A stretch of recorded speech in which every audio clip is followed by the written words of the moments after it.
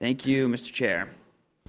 Today, we announced our modified schedule ahead of the holiday season. Residents should note that town offices, including the Center for Active Living and the Tyngsborough Public Library, will close at 4 p.m. on the Wednesday before Thanksgiving. That's Wednesday, November 26th. Additionally, all town offices, including the Center for Active Living and the Tyngsborough Public Library, will close at 2 p.m. on Christmas Eve. That's Wednesday, December 24th. There are no changes to the schedule for New Year's Eve, but I do expect, obviously, people will be taking time off. So residents may want to plan accordingly, but we'll run normal hours on that day. Just a reminder that our Council on Aging operates a no questions asked food pantry out of the Center for Active Living. Any resident, regardless of age, can utilize the pantry by simply stopping by during normal business hours. For folks that are homebound or can't physically get to the center, you can call the Council on Aging at 978-649-9211, and they can arrange to have food items delivered to you. Additionally, if you're able to, the center accepts donations of non-perishable food items Monday through Friday during normal business hours. Right now, the center could use canned fruits and vegetables, pasta, rice, peanut butter, cereal, and shelf-stable milk. The new digital calendar for events at the Center for Active Living is now live on tyngsboroughma.gov. As with the town's other calendars, residents can sign up for alerts anytime an event is added to that calendar or modified. You can also visit the town's website and calendar and select only the Center for Active Living if you just want to look ahead a month or two to see what's going on at the center. A reminder that the deadline to submit senior tax work-off program applications is Thursday, November 6th by 4 p.m. Applications are available at the Center for Active Living, the Tyngsborough Public Library, and here in Town Hall, in our office, and in the assessor's office. You may have noticed that there are new hash marks painted in front of the fire station on Kendall Road a few weeks ago. New signage was also installed reminding folks to not block the driveway during rush hour traffic. As a rule, the entire hatched area needs to be clear for apparatus to leave the bay in the event of an emergency. As any of you that have gone over the bridge know, that intersection is becoming increasingly more challenging, and so between 3:30 and 5, it's not uncommon to see traffic backed up going east over the bridge, well beyond the fire station. And most people follow this, it's kind of obvious, but the fire station, the bays need to be accessible so that the engines can leave in a timely manner. So as a visual, we painted lines, our highway department did it, and we put a sign out.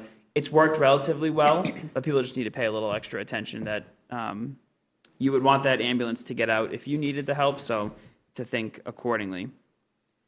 On the grants front, last month we were notified that the town was awarded 2 separate earmarks in the state's fiscal year 26 budget. While the governor has held up other earmarks, these ones seem to be advancing, so fingers crossed. One is $75,000, which will go toward our efforts to construct new garage bays for the DPW, and one is $25,000, which will fund the seasonal Marine Patrol on Lake Muscuppick. As you all are familiar, the Marine Patrol was started a few years ago when the Lake Association donated a patrol boat to the town. And over the summertime, we've been using the department's operating budget when available to staff that unit. This funding will help us cover almost all of the regular shifts that we've been doing on there, on top of having some assistance from Drake and the State Environmental Police. So a big thank you to the late Senator Ed Kennedy and our Representative Colin Gary for securing those. A quick update on the 93 Kendall Road Mass Works project. Last week, Verizon began the final work involved in relocating the old utility poles. We spent most of the summer coordinating the removal and replacement of wires from National Grid, Comcast, and our own fiber vendor. Verizon owns the poles, and so they move their poles and wires last. Once moved, they'll be able to remove the old poles, and then we can do the pavement of the sidewalks. You may notice that some areas that aren't impacted by the poles have already been paved, and then in the stretch of road where there are still poles, it's just gravel. At this rate, we're rapidly approaching November 15th, which is generally the deadline to pave, because then the temperatures are not suitable. So it's very possible that that sidewalk network is not complete until early spring. But for, these utilities move at their own pace. As a reminder, the project was funded by a $2 million Mass Works grant and private funding from the developer of 93 Kendall Road, which is that 2 warehouse development behind the Park and Ride. And I know I sound like a broken record on this one, but after finally coordinating with National Grid and getting their submittals approved by our designer, S&R is slated to mobilize tomorrow to demo 180 Lakeview Ave. We expect that it will be completed in 1 week's time, but of course, I'll let you know if that changes. There was a substantial holdup getting National Grid to cap the gas line, and apparently you can't tear a building down with gas to it, so we had to wait for that, and then some of the submittals needed to be clarified. The regulatory paperwork on any type of demolition in the Commonwealth is outrageous. On a staffing front, I'm happy to share that at the recommendation of Chief Woods and following 2 rounds of interviews that included members of the department in my office, I've appointed Nicholas Thoman to the position of patrol officer for the town of Tyngsborough. The appointment is contingent upon him passing a background, medical, and psychological examination, which is standard. Officer Thoman comes to us from the University of Massachusetts Amherst Police Department, where he served as a patrol officer for 6 years. Prior to that, he was a patrol officer for the town of Pelham, Massachusetts.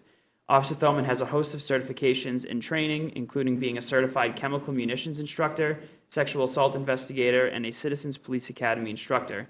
He's also a member of their Emergency Services Unit, which handles high-risk emergencies on campus. Since Officer Thoman is already a certified police officer, he will not need to go to the academy, and I expect he'll be on patrol early as mid-December, which will alleviate our current staffing challenges.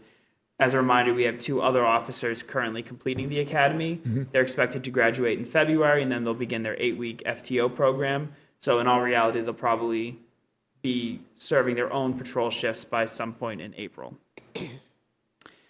Last week, we said goodbye to our Health Department Administrative Assistant, Angela Lemire, who took a different role with the town of Groton. Angela was a tremendous member of our Health Department staff since June of 2022. She mastered our trash contract, managed the department's budget, scheduled inspections, managed license renewals, and on more than one occasion, helped our residents navigate difficult living situations. Angela is going to be missed, and we wish her well in Groton. On that note, we have 2 full-time vacancies we're looking to fill. One is that administrative assistant position for the Health Department, and the other is a skilled laborer within the DPW's Highway Division. Information on both jobs is available at tyngsborough.ma.gov under Employment Opportunities. For upcoming events, Bingo is back at the Center for Active Living this Wednesday, November 5th. Doors open at 5:30 p.m. and the game starts promptly at 6:30. We've been getting a really good turnout at these events. All of their nighttime programming has been going very well, Bingo specifically. So I want to give a big shout out to our Council on Aging board and especially Joanne Kalabokis for coordinating these events. And as a reminder, they do it completely as volunteers. On November 12th, the Council on Aging will host a Coping with Dementia program at the Center for Active Living starting at 6:30 p.m. The event is designed to help residents living with dementia and their caregivers. There'll be a question and answer session, so come prepared with any question that you might have. You may remember a few years ago, our Commission on Disability started working toward the dementia-friendly designation, which is really aimed at identifying every aspect of government, the services we offer, the ways that residents engage, to make sure that we've created an environment where it's safe for people living with dementia and supportive for their caregivers. So this is a great step in that direction. And then a reminder that Tyngsborough Public Library is planning an oral history day on Saturday, February 21st, 2026 from 10 a.m. to 1 p.m. to collect oral histories related to the Winslow School. This is part of the CPC project that was funded by town meeting last fall. And Sean, unfortunately, couldn't be with us this evening, but we are currently seeking bids for our plumbing and electrical services contracts. Given the volume of buildings that are under both the town and school control, rather than doing one-off services with plumbers, every 3 years we put out a general bid. And so we lock in labor rates, we lock in markups. Those are expiring in January, so the deadline to submit is November 19th, and the bid opening is at 2:30 p.m. here at Town Hall. And that's all that I've got. Thank you. I will open up to the board for questions. Person Eldridge. Couple items. One, thank you, Colin, for putting in the item at the Center for Active Living, the food bank. Many folks, Karen Pulio does a great job of collecting during Thanksgiving. And it's important for people to understand that is still going on. And I think the deadline for that is November 15th, and there's sign up online for that one. However, because of challenges with the SNAP programs and other things, the non-perishable foods that the center is collecting is in addition to that. So the needs right now for people who need assistance around food is big as it's ever been. So I encourage people to stop by if you have non-perishable items, canned fruits and vegetables, pasta, rice, peanut butter, cereal, and shelf-stable milk. I think it's important that we help out our neighbors during this time. Hopefully, it's going to be temporary, but I think that's a really important item. And the other is, should we, with the police appointments, we haven't had them in to do any appointment and have some sort of ceremony. Should we check with the chief and see whether he would like to have Sure. something? Just check.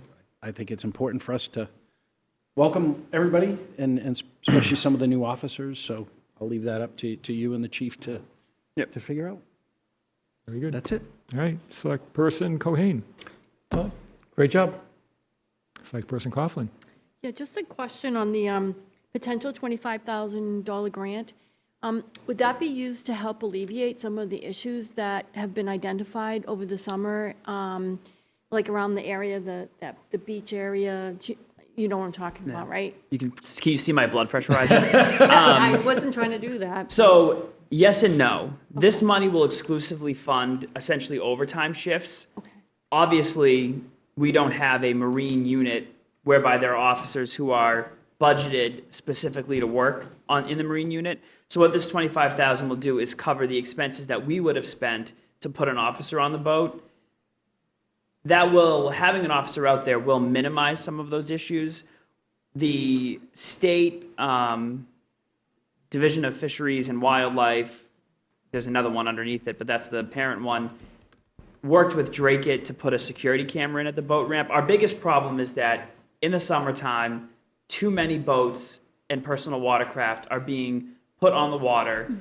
And under the current circumstances, unless the state allows us to take some of the measures that I believe Drake It and Tyngsborough are allowed to do under the agreement that Drake It has with the state, one officer or even two on one patrol boat won't solve all the problems. What it will do is it will allow us to stop people who are driving recklessly. It'll help us respond quicker to some of the complaints that we get. We still need, and Drake It and I are still talking about how we get there, to be able to restrict the number of additional boats and jet skis that are put on the lake. I'll spare the whole rant because I could really go for hours. The state maintains 7 parking spots for a trailer and a truck. And under the agreement, once those 7 spots are filled, the towns can turn away additional outside watercraft. So you now have the 7 outside watercraft, we'll call them, plus any watercraft that belongs to any of the residents on the lake. The state doesn't dispute that we can enforce that provision. The state won't let us use a provision of the agreement that would allow Drake It to essentially charge a nominal fee for access, which would allow Drake It to hire somebody to sit at the boat ramp, and when that 7th spot is full, say, there's no more access. Because what's happening is when that 7th spot is full, they're parking all along County Road in Drake It. They're parking in some of the businesses along that area. So instead of 7, which the state does this calculation that says based on the size of the lake, the number of houses that have waterfront access, it can accommodate X number of watercraft. When they subtract the houses, they get left with 7. So the state is saying 7 is the maximum. But it's not stopping at 7. We've encountered folks when our police stop them that have to sit parked on the shore with their 3 or 4 jet skis because they had somebody tow them in the morning, drop them in the water, and then leave for the day because they plan on making a whole day. So the short answer is it will help us address some of the issues, but it will not alleviate the issues. We need the state to come to the table in terms of really enforcing that agreement to, I think, alleviate it. Thank you. Thank you. And I have no further questions, Colin. Oh, I do have a comment. Just to piggyback onto Select Person Eldridge's comments about the food bank, just a reminder, that food bank is available to anyone in town. It's not reserved for just the folks, the members of the Council on Aging or the Center for Active Living, I should say. So anyone can use that at any time. Food insecurity is going to be with us for a long time. And it's not necessarily just related to SNAP benefits being suspended. There are a lot of families that have food security issues.